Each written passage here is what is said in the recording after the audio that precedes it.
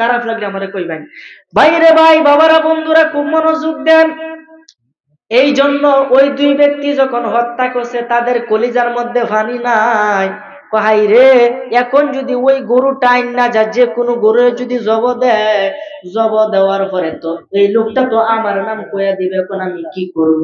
তখন মুসা আলাইহিস সালামকে আজে বাজে যত প্রশ্ন আছে সব প্রশ্ন করা শুরু করছে, যে হুজুর, গরু যে আইব, গরুটার কালার কি হইব?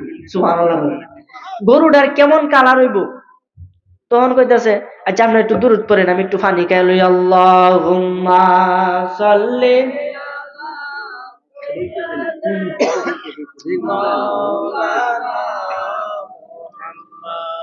ওয়া আলা সাল্লাল্লাহু। যাই হোক, আমার ভাইরা আল্লাহর কাছে গেছে, আল্লাহ, এই বান্দারা তো এটা কইতাছে কেমন কালার, এই সে কো এটা কইতাছে, আচ্ছা এমন একটা কালার আল্লাহ কইছে, এটা হবে এমক কালার, এটার উচ্চতা হবে এরকম, যেই গরু কখনো জলের তলে গেছে না। কথা বুঝছেন আমার?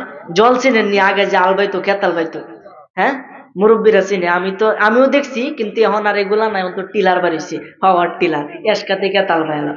তখন যখন গরু দে, আগে কিন্তু আলবাইতো, গরু দে চাষবাস করে তো মানুষে খাইতো, যখন গরু দে আলবাইতো, এই এরকম একটা গরু হইতে হবে যেই গরু কখনো জলের তলে গেছে না, অর্থাৎ যারে দে কখনো আলবাইছে না ক্ষেতের মধ্যে। এরকম যখন আল্লাহ বিশেষ কটা নিয়ম কয়ে দিছে, আর ওইদিকে তো ওই গরুটা কিননেই লাগবো, নাহলে তো হত্যাকারীকে খুঁজে বাইর করা যাবে না। মুসা আলাইহিস সালাম কইতাছে, বাবারা রে, এই ব্যাপার, এরকম গরু যদি পাও তাইলে আইনা জমা করো, ওই গরুর কলিজা দিয়ে আঘাত করলে লোকটা জীবিত হবে। বলেন সুবহানাল্লাহ। তখন তারা কয়, এরকম গরু কি পাওয়া সম্ভব? আর ওইদিকে আল্লাহ কি করতেছে, কই গরু কিনবো, এরাই গরু কিনবো, আর আমার রাস্তায় যে দান করছে, দানটা তো সামান্য না, দানটার অনেক মূল্য, যাও জিব্রাইল তাড়াতাড়ি গরুর দাম বাড়াবে। সুবহানাল্লাহ। জিব্রাইল আলাইহিস সালাম মানুষের আকৃতি ধারণ করে ওই বাজারের মধ্যে চলে গেল। বাজারের মধ্যে গেছে, ওইদিকে ওই যুবক যখন বাড়ি থেকে বাইরে হইব গরু লইয়া, তখন তার মারে জিগাইছে, আম্মা, গরুটা কত টাকা বেচবো? ধরেন একটা মূল্য, 50 টাকা গরুটা বিক্রি করে দিও। তার মা এটা বইলা দিছে। তার মা যখন বইলা দিছে, সে 50 টাকার কথা বলতে বলতে আইতাছে, বাজারে আনছে। তখন জিবরাইল আলাইহিস সালাম মানুষের আকৃতি ধারণ করে ওই গরুটার কাছে গিয়া বলে, ভাই রে, গরু বেচবানি? বেচবান, দাম কত? 50 টাকা। গরুর দাম 100 টাকা। সুবহানাল্লাহ। গরুর দাম 100 টাকা। 100 টাকার কাছে তো আম্মা বলে নাই, আম্মা তো বলছে 50 টাকার কথা। আপনি একটু দাঁড়ান, আমি আম্মার কাছে জিগাই। আবার বাজারের বাড়িতে দৌড়ে গেছে, দেখো মা 100 টাকা বলতেছে, ওই 100 তাড়াতাড়ি বেশ, যত দাম বেশি পাই তত তোমার ভালো। বলেন না সুবহানাল্লাহ। গেছে গিয়া দিয়ে লোক আর নাই, লোক কি আর নাই। তখন কি হচ্ছে, আর লোক আসে না। 100 টাকা কইলছে, 100 হেবেলার টাকার কিন্তু অনেক মূল্য আছে, 100 টাকা জন কইলছে। তখন তো আর এনো কেউ নাই, গরু লয়ে আইতেছে লাস্টে বাড়িতে।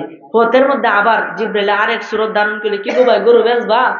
গরু তো ভাই বেচাম। দাম কত? 100 টাকা। গরুর দাম 200 টাকা। সুবহানাল্লাহ। বাড়াইতেছে আস্তে আস্তে। এইভাবে রাস্তার মধ্যে মনে কয়েকবার দেখা হয়েছে, অনেক লম্বা কাহিনী।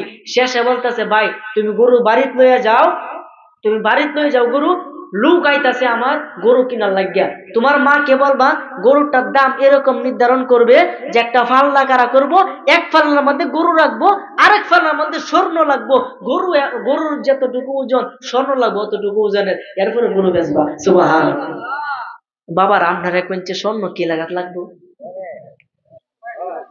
কয়েক গরুটা কি উষা, কি বলি মস্ত বাবা। তখন কি মুসা আলাইহিস সালাম পরের দিনে গিয়ে হাজির তাদের বাড়িতে। কি গো, গরুটা দেখে আল্লাহ যে বিবরণ দিছে, হুবহু সেই বিবরণ, যাকে কোনোদিন জলের তলে নেওয়া হয়েছে না। তখন গিয়ে কইতাছে, কি ভাই গরু বেচবা? গরু বেচার লাগে তো গরু আনছি। দাম কত? দাম নাই। গরুর দাম? মুসা আলাইহিস সালাম দাম নাই, তো গরু নেম কেমনে?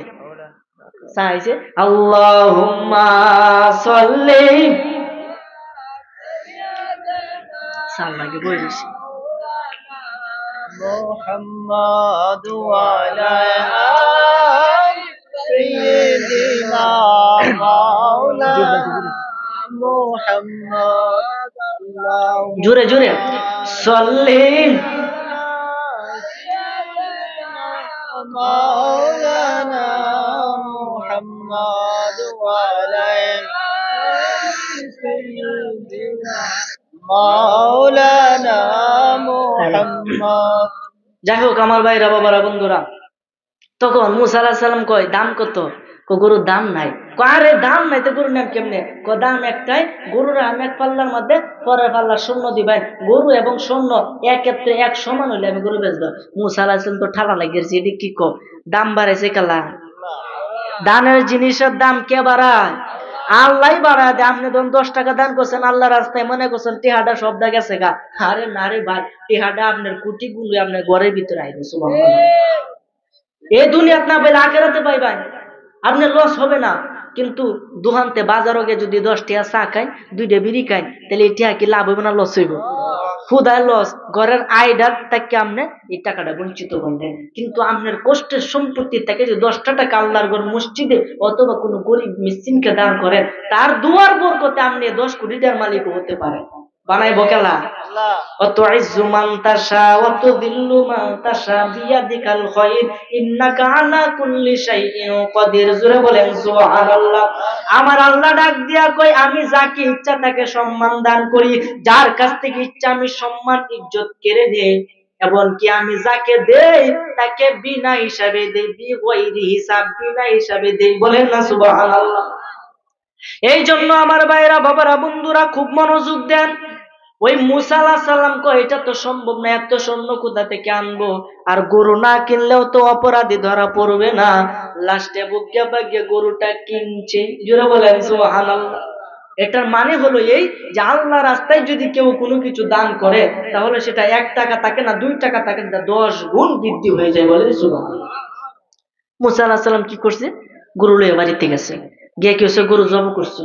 জব করার পরে এই গরুর কলিজা লইয়া মৃত ব্যক্তি শরীরের মধ্যে দিছে। মৃত ব্যক্তি দেখো আমার আপন বাতিজা যে আপনার কাছে বিচার লয়ে গেছে, হ্যাঁ আমার মারছে। বলেন না সুবহানাল্লাহ। তখন বলেন ধরা খাইছে কি খাইছে না? এই কথা কয়ে লোকটা আবার মৃত্যুবরণ করছে। যখন মারা গেছে তখন শাস্তি তো তার হয়ে গেছে। কার খেলা এটা? কথা বলেন কার খেলা?